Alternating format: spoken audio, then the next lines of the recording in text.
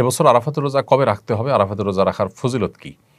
এবছর আমরা আরাফাতের রোজা রাখব 16ই জুন রবিবার, অর্থাৎ 15ই জুন শনিবার দিবাগত রাতে আমরা সাহরি খেয়ে 16ই জুন রবিবার আরাফাতের রোজা রাখলে ইনশাআল্লাহ বিদিনিল্লাহ আশা করা যায় আরাফাতের রোজার মর্যাদা বা ফজিলত আমরা লাভ করব। নবী করিম সাল্লাল্লাহু আলাইহি ওয়াসাল্লাম বলেছেন, সিয়ামু ইয়াউমি আরাফা আহতাসিবু আলাল্লাহি আন ইউকাফিরা সানাতাল্লাতী ক্বাবলাহু ওয়াল্লাতী বা'দাহু। অর্থাৎ আরাফাত দিনের রোজা যদি কেউ রাখেন তাহলে আল্লাহ তাআলার প্রতি আমার আশা হলো যে এর বিনিময়ে আল্লাহ তাআলা তাকে 1 বছর পূর্বের এবং 1 বছর পরের গুনাহ মাফ করে দিবেন। অতএব আরাফাতের রোজা রাখার চেষ্টা আমাদের করা উচিত। খুবই ফজিলতপূর্ণ একটি আমল। অন্য আরেকটি রোজা বা আরেকটি আমল পাওয়া যায় না যে আমলে আসলে 1 বছর পূর্বের তো বটে, 1 বছর অগ্রিম গুনাহ আল্লাহ তাআলা মাফ করবেন এবং কবিরা গুনাহগুলো থেকে অবশ্য তওবা করে মাফ চাইতে হবে, বান্দার হক আদায় করে মাফ চাইতে হবে। আর সগীরা গুনাহ আল্লাহ তাআলা এই সমস্ত আমলের মাধ্যমে মাফ করে দেবেন ইনশাআল্লাহ তাআলা। অতএব আরাফাতের রোজা রাখা আমাদের প্রত্যেকটা মানুষের চেষ্টা করা দরকার। তবে আরাফাতের রোজা আমরা 9 তারিখ জিলহজের 9 তারিখে রাখবো নাকি হাজিরা যেদিন আরাফাতে অবস্থান করেন সেদিন রাখবো, সেদিন আমাদের 8 তারিখ হলেও এ সম্পর্কে দুটি মত আছে, আমরা বিভিন্ন সময় বলেছি এবং দুটি মতই ইজতিহাদি। তবে আমার কাছে এটি এখন পরিষ্কার যে আসলে যেই দেশে যখন জিলহজের 9 তারিখ হবে সেই দেশটিতে তখন আরাফাতের রোজা রাখাটা অধিকতর যুক্তিযুক্ত। যদিও নবী সাল্লাল্লাহু আলাইহি ওয়াসাল্লামের ভাষায় সিয়াম ইয়াউম আরাফা বলতে আরাফার দিন, আরাফার সাথে সম্বোধন করে বলেছেন, কিন্তু আসলে ইয়াউমুত তারবিয়া বলা হয় 8 তারিখকে জিলহজের, এবং ইয়াউমে আরাফা বলা হয় 9 তারিখে, ইয়াউমুন নাহার বলা হয় 10 তারিখে। ইয়াউমুন নাহার বলতে কিন্তু সাধারণত হাজি সাহেবরা যে কোরবানি করে থাকেন সেটা তারবিয়া বলতে 8 তারিখকে বোঝানো হয় হাজি সাহেবদের, কিন্তু আমরা যখন ফিকহের কিতাবপত্রে 8 তারিখ ইয়াউমুত তারবিয়া বলি তখন 8 তারিখকে বুঝি পৃথিবীর প্রত্যেক প্রান্তের মানুষের জন্য। ঠিক একইভাবে ইয়াউমুন নাহার বলতে 10 তারিখকে বুঝি, একইভাবে ইয়াউম আরাফা বলতে 9 তারিখকে বুঝবো। তো এর বিপরীতে যে মতটি আছে যে হাজি সাহেবদের সাথে আরাফাতে অবস্থানের সাথে মিল রেখে রাখাটাই উদ্দেশ্য, যেহেতু নামকরণ করা হয়েছে ওইটা দিয়ে 9 তারিখ না বলে, তো এই মতটিকে যারা অগ্রগণ্য বলেছেন সেটিকে উড়িয়ে দেওয়া যায় না। এগুলো ফোকাহে কেরামের গবেষণা, হাদিসে যেহেতু আলাদা স্পষ্ট করে মানে এরকম বিষয়কে খোলাসা করে দেওয়া হয়নি, অতএব সম্ভাবনা দুইটারই রয়েছে।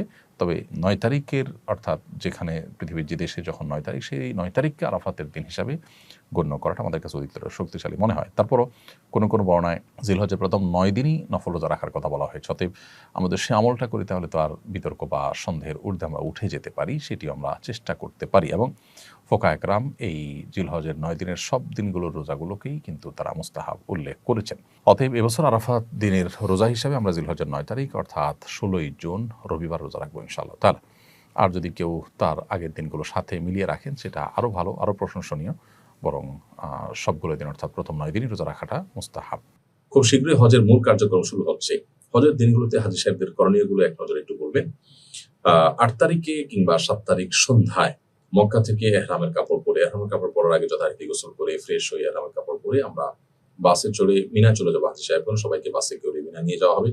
মিনায় যখন আমাদেরকে নিয়ে যাওয়া হবে সেখানে 5 ওয়াক্ত নামাজ জামাতের সাথে আমরা মিনার তাঁবুতে পড়বো, আদায় করব এবং পুরো সময় জুড়ে আমরা আল্লাহ স্মরণ করব, আরাফাতের প্রস্তুতি নিব এবং পুরো দিন সেখানে আমরা অবস্থান করব। এর বাইরে বিশেষ কোনো আমল সেখানে নেই। এবং 8 তারিখ রাতে কোনো কোনো এজেন্সি বাসে করে আমাদেরকে নিয়ে যাবে আরাফাতে। সেক্ষেত্রে 5 ওয়াক্ত নামাজ বিনা যদি পড়া নাও হয় কোনো অসুবিধা নেই, 5 ওয়াক্ত নামাজ পড়াটা সুন্নাহ, 1 ওয়াক্ত কম পড়া হলেও জায়েজ আছে। আমরা রাতে চলে যেতে পারবো মিনা এই আরাফাতে। আর যদি কেউ সকালে নেয় কোনো এজেন্সি তাহলে সকালে যাবো, কোনো অসুবিধা নেই। সকালে দেরি হলে কোনো সমস্যা নেই, তবে ফজর উপরে যাওয়াটা সুন্নাহ। 9 তারিখ সকালবেলা যাওয়াটা হলো সুন্নাহ আরাফাতে। আরাফাতে যাওয়ার পর আমরা সেখানে রেস্ট করবো, খাওয়া দাওয়া করবো, জোহর নামাজ আদায় করে এরপর দীর্ঘ সময় ধরে একেবারে সূর্য ডোবা পর্যন্ত আমরা দোয়া এবং মুনাজাতে মাশগুল থাকবো। খুতবা শুনতে পারলে খুতবা শ্রবণ করবো, জোহরের পরে খুতবা হবে, এরপর আমরা দোয়া মাশগুল থাকবো সন্ধ্যা পর্যন্ত। সন্ধ্যার পর আমরা মুজদালিফায় চলে যাব মাগরিব নামাজ না পড়ে। মুজদালিফায় গিয়ে মাগরিব এশা একসাথে পড়বো, পড়ে মুজদালিফায় আমরা রাত্রি যাপন করবো ইনশাআল্লাহ তাআলা। এবং মুজদালিফা রাত্রি যাপন করে ঈদের দিন সকালে অর্থাৎ 10 তারিখ ভোরে আমরা চলে যাব মিনার উদ্দেশ্যে। মিনা বলতে জামালাতের উদ্দেশ্যে। জামালাতে গিয়ে বড় জমরায় পাথর মেরে তারপর আমরা কোরবানি করব। কোরবানি করে মাথার চুল আমরা চাচবো। চাচার পর আমরা এহরামের কাপড় খুলে ফেলতে পারবো। এই পুরো সময় আমাদের তালবিয়া চলবে জামালাতে পাথর মারা আগ পর্যন্ত। লব্বাইক আল্লাহুম্মা লব্বাইক চলতে থাকবে। সেই সাথে তাকবীরে তাশরিক 9 তারিখে সকাল থেকে চলতে থাকবে। আল্লাহু আকবার, আল্লাহু আকবার, লা ইলাহা ইল্লাল্লাহ, আল্লাহু আকবার, আল্লাহু আকবার, আলহামদুলিল্লাহ। এরপর আমরা হজের যে তওয়াফ আছে মক্কা এসে সেই তওয়াফ করব। আসলে যদি ক্লান্তি অনুভব হয় নিজের হোটেলে বা অন্য কোথাও অবস্থান করি, আর এই তওয়াফটা 1 দিন বা 2 দিন পরেও করি, কোনো অসুবিধা নেই। হজের তওয়াফ এটা এহরামরত অবস্থায় করা জরুরি না। যদি আপনার কোরবানি হয়ে থাকে তাহলে এহরামের কাপড় আপনি খুলে ফেলতে পারেন চুল চাষার পর। এরপর আপনি হজের তওয়াফ করলেন, সাই করলেন, আপনার হজের মূল কার্যক্রমগুলো সম্পাদন হলো। পাশাপাশি আহ 10 ঈদের দিন রাতে এবং 11তম দিবসের দিন রাতে আপনি মিনা অবস্থান করবেন এবং এই 3 রাত বা 12তম 11তম রাতেও অবস্থান করে আপনি 10তম রাতেও অবস্থান করবেন। করে 12তম দিবসে অর্থাৎ জিলহজের 12 তারিখে আপনি মিনা থেকে চাইলে মক্কা চলে আসতে পারেন জগন্নাথ পাথর মেরে। তারপরে আর যদি 12তম দিবসে আপনি থাকেন, জিলহজের 12 তারিখে থাকেন রাতে মিনাতে, তাহলে সেক্ষেত্রে 13 তারিখে সকালে আপনি দুপুরের পরে আপনি পাথর মারবেন জমরাতে, দুপুরের পরে পাথর মেরে তারপরে মক্কায় চলে আসবেন। এ হলো টোটাল হজের দিনগুলোর কার্যক্রম। তাহলে চাইলে কেউ 12 তারিখে চলে আসতে পারে, আর যদি 12 তারিখ কেউ থাকেন রাতে সেখানে, তাহলে 13 তারিখে পাথর মেরে তাকে মক্কায় আসতে হবে। রোকসানা আক্তার, আপনি আমাদের ইউটিউব চ্যানেলে প্রশ্ন করেছেন, আমি কয়েকদিন যাবৎ পবিত্র অপবিত্র নিয়ে ওয়াসওয়াসায় ভুগছি। বেশিরভাগ সময় পেশাবের ক্ষেত্রে নামাজ আদায় হয়েছে বা হবে কিনা তা নিয়ে সন্দেহ হয়। এই সন্দেহ নিয়ে নামাজ পড়লে তা আদায় হবে কিনা? রোকসানা, অমূলক সন্দেহকে প্রশ্রয় দেওয়া ইসলামে নিষিদ্ধ। নবী করিম সাল্লাল্লাহু আলাইহি সাল্লাম বলেছেন, তামা ইউরিবুকা ইলা মা লা ইউরিবুক, তোমার যেটা সন্দেহ সেটাকে সন্দেহহীনতার দিকে তুমি নিয়ে যাও। তবে এই ওয়াসওয়াসার রোগ এটা অনেক সময় শয়তানি থেকে হয়ে থাকে, অনেক সময় ব্ল্যাক ম্যাজিকের কারণে হয়ে থাকে, নানা রকমের সমস্যার কারণে হয়ে থাকে। তো এই যে ওয়াসওয়াসার রোগ, এই ওয়াসওয়াসার রোগ থেকে আত্মরক্ষার জন্য আমাদেরকে রুকিয়া বা আপনার শরীর ঝাড়ফুঁকে শরণাপন্ন হতে হবে। এর পাশাপাশি ওয়াসওয়াসাকে প্রশ্রয় দেওয়া যে কোনো সুযোগ নেই ইসলামে, সেটা আমাদেরকে মাথায় রাখতে হবে। একটি মূলনীতি আছে ইসলামে শরিয়া, সেটা হলো যে আল ইয়াকিনু লা ইয়াজুলু বিশাক। আপনার ওযু আছে, এরপরে আপনার সন্দেহ হচ্ছে, খুঁতখুঁতে ভাব আসছে যে ওযু থাকলো কি গেল, তো এই খুঁতখুঁতে ভাবের কারণে আসলে ওযু ভঙ্গ হবে না, বরং ওযু আছে সেটি ধরা হবে। আপনার খুঁতখুঁতে ভাব নিশ্চিত কোনো বিষয়ের সাথে টেক্কা দিতে পারে না।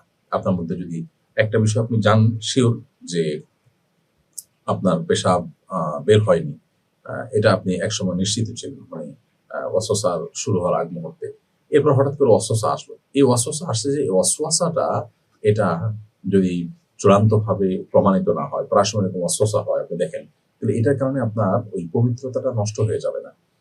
একজন মানুষ ওযু করেছে নিশ্চিত, এখন ওযু গেছে কি যায়নি এটা নিয়ে তার সন্দেহ হচ্ছে, এই সন্দেহের কারণে ওযু গিয়েছে এমনটি বলা যাবে না, বরং ওযু আছে সেটা ধরে রাখা হবে, কারণ নিশ্চিতটা এই খুঁতখুঁতে বা ওয়াসওয়াসা দ্বারা দূরীভূত হবে না। আরেকজন ওযু করেননি নিশ্চিত বা ওযু ভঙ্গ হয়েছে এটা তিনি নিশ্চিত জানেন, এর মধ্যে ওযু করছেন কিনা তার সন্দেহ হচ্ছে, তাহলে সন্দেহ যদি হয় শুধুমাত্র, তাহলে নিশ্চিত ছিল ওযু ভঙ্গ হওয়াটাকে চূড়ান্ত ধরা হবে। এই জন্য ওয়াসওয়াসাকে আসলে খুব বেশি আমল নেওয়ার সুযোগ নেই। আপনি রুকিয়া সাপোর্ট গ্রুপ আছে সোশ্যাল মিডিয়াগুলোতে, সেখানে ওয়াসওয়াসার রুকিয়া লিখে আপনি সার্চ দিতে পারেন। ইউটিউবে আছে সে সমস্ত রুকিয়ার অ্যাপগুলো নামাতে পারেন বা ভিডিওগুলো শুনতে পারেন। ইনশাআল্লাহ আশা করা যায় আপনি ওয়াসওয়াসা থেকে রক্ষা পাবেন। সেই সাথে আপনি কোনো সাইকিয়াট্রিস্টও দেখাতে পারেন। কাজী আশরাফুল ইসলাম, আপনি আমাদের ইউটিউব চ্যানেলে প্রশ্ন করেছেন, আমার বাসার সামনে আমার বাবার দাদার কবর রয়েছে। আমার বাবার ইচ্ছা সেখানে তাকে কবর দেওয়া, কিন্তু জায়গাটি একেবারে ঘরের বারান্দার কাছে, আমার করণীয় কি? প্রথম কথা হলো যে এক জায়গায় কিছু কবর আছে, সেখানে আরেকটা কবর তো দেওয়াই যেতে পারে। আর যদি শুধু একটা সিঙ্গেল কবর থাকে, তাহলে সেক্ষেত্রে সেখানে আরো একটা কবর দেওয়া, আরো অন্যান্য কবর দেওয়া, সেটা জায়েজ না শুধু, বরং উত্তম। কারণ কবরস্থান হওয়া উচিত সবার জন্য উন্মুক্ত। বিশেষ করে পারিবারিক কবরস্থানের যে ধারণা আমাদের সমাজে রয়েছে, এটি অনেক সময় অহংকার থেকে হয়ে থাকে। সেটি হলে আমাদের এখান থেকে সরে আসতে হবে, এবং এটি উচিত হবে না যে আমাদের পরিবারের কবরস্থান এটি, আমরা 2-4 জন মানুষ এখানে শুধু শায়িত হবো, বা অমুক ব্যক্তির কবর এখানে কেউ সাথে থাকবে না, এরকমটি করা উচিত নয়।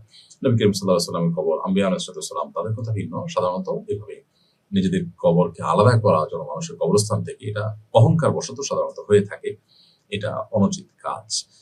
আর এমনিতে যেটা আপনি বললেন যে আপনার বাপের দাদার কবর আছে, সেখানে আপনার বাবাও শায়িত হতে চান, যদি সেরকম হয় তো অবশ্যই সেটি জায়েজ আছে, করতে পারেন। আর আপনার ঘরের বারান্দার কাছাকাছি হওয়ার কারণে আপনি হয়তো অস্বস্তিতে ভুগছেন যে এতে আপনার ক্ষতি হতে পারে কিনা, এটা একেবারেই আমাদের ধারণা মাত্র, এটা ক্ষতির কোনো কারণ নেই। কবরস্থান পাশে থাকলে মানুষ মরে যায় না বা বিপদগ্রস্ত হয় না, বরং আপনি নিয়মিত আপনার বাবার কবর জিয়ারত করতে পারবেন, বাবার কবরে সালাম পেশ করতে পারবেন, এটা আপনার জন্য সৌভাগ্যের বিষয়। বিধায় এ ব্যাপারে আপনার হেজিটেশনটা দূর করে ফেলা উচিত। অপু রাসেল, আপনি লিখেছেন, একজন নিয়ত করলো প্রতিদিন কিছু হলেও দান করবে, কিন্তু সময়ের অভাবে প্রতিদিন দান করতে পারছে না। এখন সে যদি সপ্তাহান্তে, পক্ষান্তে কিংবা মাসিক হিসেবে প্রতিদিন দানের সমপরিমাণ সম্পদ বা অর্থ কোনো এতিমখানায় কিংবা কোনো ট্রাস্টে দান করে, এতে কি তার নিয়ত ফলপ্রসূ হবে? প্রথমত, প্রতিদিন দান করার যিনি নিয়ত করেছেন, তিনি প্রতিদিন দান করলে তার নিয়তটা রক্ষা করলে ভালো। যদি করতে না পারেন, এর কারণে তিনি গুনাহগার হবেন না। কারণ নিয়ত রক্ষা করতে না পারলে মানুষ গুনাহগার হয় না। বিশেষ করে অপারগতার কারণে যখন আপনি এটা পারলেন না, এর কারণে আপনার কোনো গুনাহ হবে না। অতএব আপনি সপ্তাহ শেষে বা 15 দিন শেষে বা মাস শেষে দান করলে সেটাও জায়েজ হবে, কোনো অসুবিধা নেই। আসুন্নাহ ফাউন্ডেশন, উম্মার স্বার্থে সুন্নাহর সাথে।